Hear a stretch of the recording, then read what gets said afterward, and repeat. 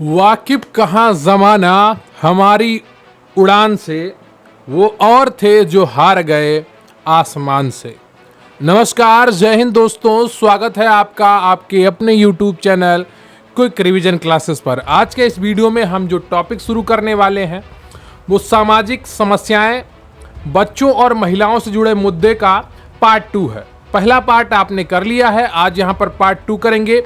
ये बुक के MCQ का रिवीजन है, तो इस वीडियो में आपको रिवीजन करना है, सभी प्रश्नों को ध्यान से देखना है, एक एक चीज को समझना है, ताकि आने वाली आपकी जो परीक्षा है उसमें आपको कोई भी डाउट ना रहे सही विकल्प चुनने में। तो चलिए शुरू करेंगे आज का ये वीडियो, लेकिन उससे पहले मैं आपसे निवेदन करूंगा कि कृपया वीडियो को लाइक कर लीजिएगा, चैनल पर नया है तो चैनल को सब्सक्राइब कर लीजिएगा और अपने दोस्तों के साथ अपने ग्रुप्स में भी इस वीडियो को जरूर शेयर करिएगा। तो चलिए शुरू करते हैं आज का ये वीडियो।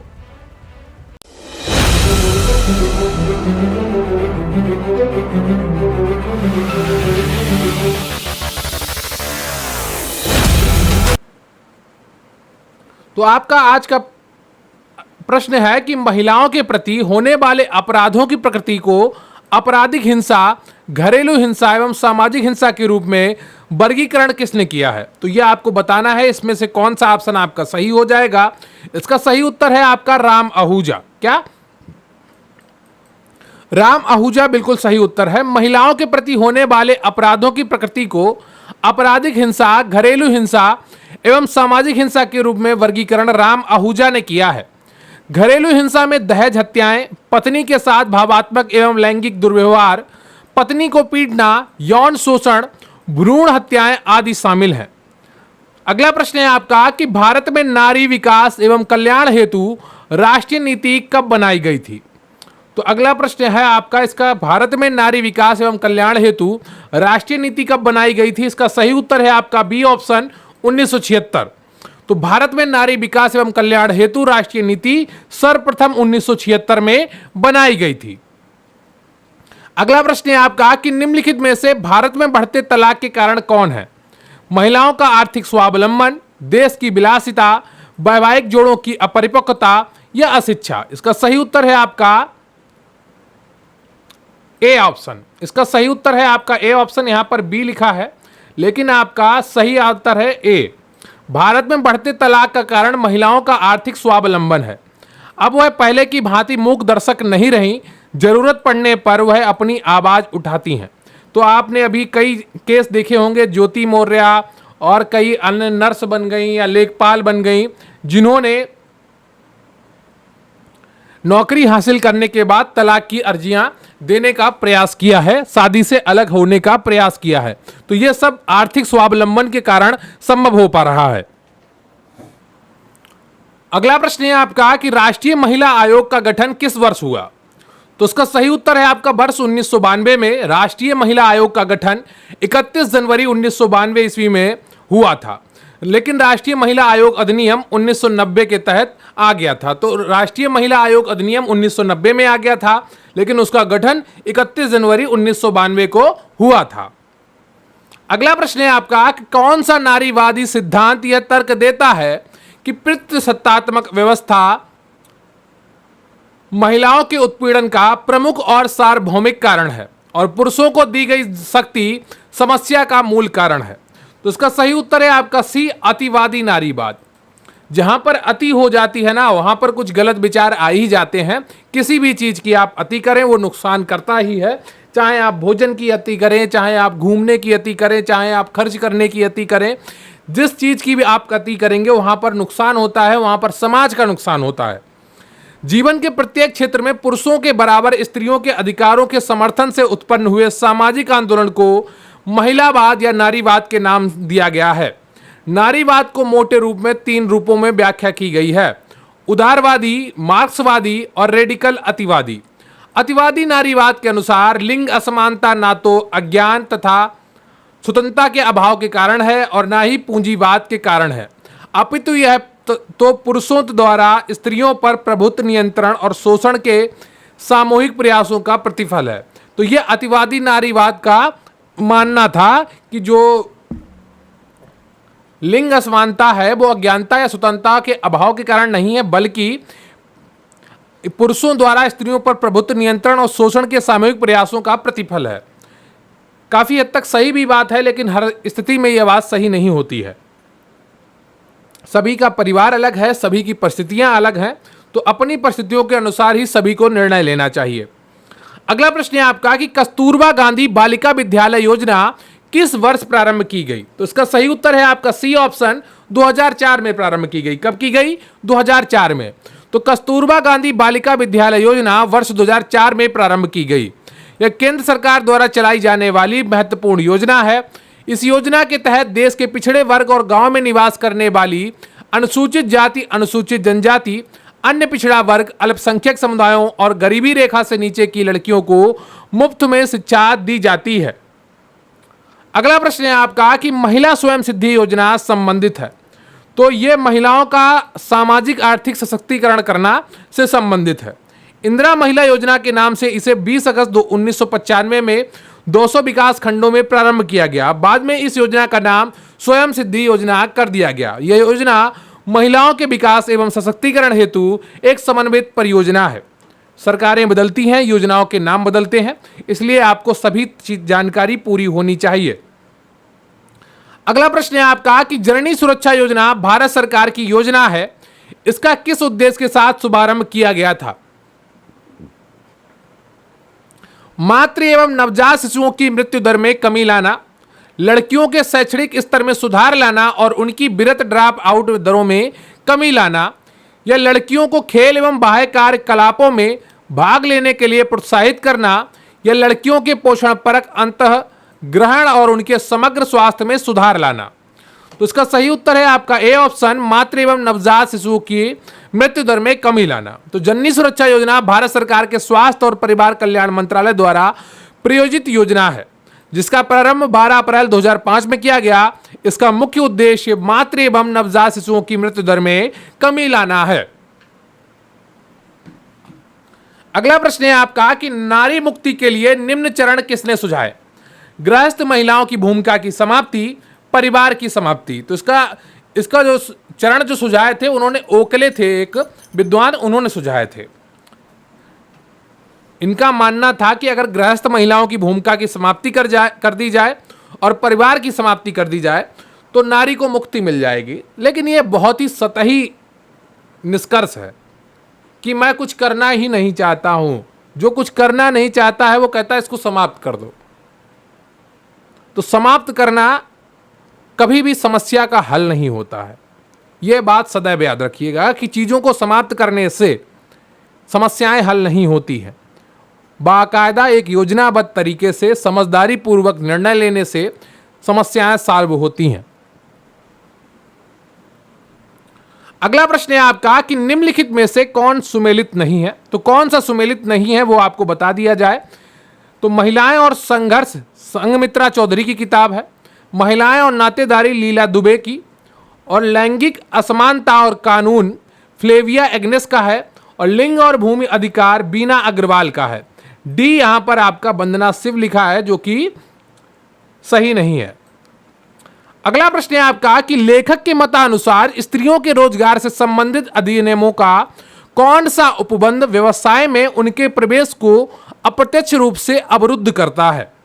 कार्य के नियत घंटे, या सुरक्षा और रक्षा, या ज्यादा श्रम साध्य नौकरियां, या उपयुक्त सभी। तो डी ऑप्शन आपका बिल्कुल सही है। यहां पर स्त्रियों के रोजगार से संबंधित अधिनियमों का नियमन उपबंध व्यवसाय में उनके प्रवेश को अप्रत्यक्ष रूप से अवरुद्ध करता है, जो निम्नलिखित है: कार्य के नियत घंटे, सुरक्षा और रक्षा, तथा ज्यादा श्रम साध्य नौकरियां।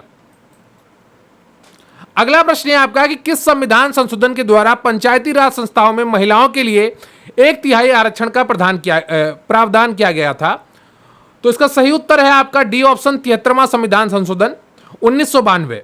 क्लियर? आपको यह संशोधन 24 अप्रैल 1993 को लागू हुआ था। अगला प्रश्न है आपका कि दहेज निरोधक अधिनियम किस वर्ष पारित हुआ था? तो इसका सही उत्तर है आपका B, 1961, the dowry prohibition act. Clear है? आपको 5 वर्ष तक की सजा और 15,000 रुपए तक का जुर्माने का प्रावधान है, दहेज ले रहे हो या दे रहे हो। अगला प्रश्न है आपका कि राष्ट्रीय बाल अधिकार आयोग किस वर्ष में प्रचलित हुआ था? सही उत्तर है आपका डी, 2007 में हुआ था। यह बाल अधिकारों के संरक्षण के लिए राष्ट्रीय आयोग भारतीय संवैधानिक निकाय संसद के द्वारा एक अधिनियम द्वारा स्थापित किया गया है। अगला प्रश्न है आपका कि स्त्रियों तथा कन्याओं का अनैतिक व्यापार निरोधक अधिनियम कब पारित हुआ? तो सही उत्तर है आपका बी ऑप्शन 1956 ईस्वी में। तो वेश्यावृत्ति को रोकने के लिए स्त्रियों तथा कन्याओं का अनैतिक व्यापार निरोधक अधिनियम 1956 में पारित किया गया। विज्ञापनों में महिलाओं के भद्दे और भौड़े प्रदर्शनों पर रोक लगाने के लिए महिलाओं का अश्लील चित्रण निवारण 1986 बनाया गया, जिसमें दोषी व्यक्तियों को 2000 रुपये जुर्माना एवं 2 वर्ष तक के कारावास का दंड देने का प्रावधान किया गया है। राष्ट्रीय महिला आयोग का गठन जनवरी 1992 में किया गया। 1975 में अंतर्राष्ट्रीय महिला वर्ष मनाया गया। देखिए ये कानून तो बना हुआ है कि महिलाओं के भद्दे और भौड़े प्रदर्शनों पर रोक के लिए महिलाओं का अश्लील चित्रण अधिनियम 1986 बनाया गया, जिसमें दोषी व्यक्तियों को 2000 रुपये जुर्माना एवं 2 वर्ष तक के कारावास का दंड का प्रावधान है। लेकिन इंस्टाग्राम आज अगर आप खोलेंगे, यूट्यूब खोलेंगे शॉर्ट्स, तो आजकल यही केवल चल रहा है, खुद स्वयं ही लोग कर रहे हैं। तो वहाँ पर कैसे आप किसी को रोक लेंगे? कोई और करे तो रोका जा सकता है, लेकिन जब स्वयं ही लोग करने लगे तो इन चीज़ों को नहीं रोका जा सकता है। ये सामान्य चीज़ें बन गई हैं, आज के समय में समाज का हिस्सा बन चुकी हैं, जो कभी एक अपराध हुआ करती थी। अगला प्रश्न है आपका कि निम्नलिखित में से कौन सा कार्य राष्ट्रीय महिला आयोग का नहीं है? तो महिलाओं से संबंधित मामलों के संबंध में आंकड़ों का संग्रहण, तो आंकड़े संग्रहित नहीं करता है महिला आयोग। महिला विकास संबंधी नीति की समीक्षा करता है, महिला संबंधी नीतियों एवं कानूनों की समीक्षा करता है, यदि सूचना दी जाती है तो महिलाओं के प्रति भेदभाव की जांच करता है। महिलाओं से संबंधित मामलों के संबंध में आंकड़ों का संग्रहण राष्ट्रीय महिला आयोग का कार्य नहीं है। राष्ट्रीय महिला आयोग का गठन 1992 ईस्वी में महिलाओं पर हो रहे अत्याचार से लड़ने के लिए किया गया था। आयोग का कार्य पूछताछ, जांच करना, रिपोर्ट की प्रस्तुति, सिफारिश करना, शिकायतों के निवारण को सुगम बनाना तथा महिलाओं से संबंधित नीतिगत मामलों पर सरकार को सलाह देना है। अगला प्रश्न है आपका कि भारतीय इतिहास के किस युग को स्त्री जात के लिए काला युग कहा जाता है? इसका सही उत्तर है आपका सी, मध्यकालीन युग। मध्यकालीन युग में स्त्रियों की स्थिति बहुत ही दयनीय हो गई थी। यहाँ पर सती प्रथा बहुत ही ज़्यादा चल रही थी, बाल विवाह बहुत ही ज़्यादा प्रचलन में था। तो ऐसी परिस्थितियों में, और इसके अलावा लूट बहुत ज़्यादा हो रही थी, बाहरी आक्रमण भारत पे हुए, नए नए समाज के लोग भारत में आए, नए समुदाय धर्म के लोग आए, जिनके लिए स्त्रियों का कोई मूल्य नहीं था, कोई वैल्यू नहीं थी। फिर वहाँ पर ये स्थितियाँ प्रारंभ हुई। इस युग में पर्दा प्रथा, बाल विवाह को बढ़ावा मिला, विधवाओं का पुनर्विवाह समाप्त हो गया और सती प्रथा को बढ़ावा मिला, परंतु स्त्रियों को संपत्ति पर कुछ अधिकार प्राप्त थे। अगला प्रश्न है आपका कि भारत में महिलाओं को सशक्त बनाने हेतु महिला नीति कब बनाई गई? तो इसका सही उत्तर है आपका 2001। भारत में महिलाओं को सशक्त बनाने हेतु महिला नीति वर्ष 2001 में बनाई गई थी। अगला प्रश्न है आपका कि महिलाओं, बच्चों एवं शारीरिक दृष्टि से भिन्न समूहों के लिए केंद्रीय समाज कल्याण बोर्ड की स्थापना कब की गई? इसका सही उत्तर है आपका ए ऑप्शन, अगस्त 1953।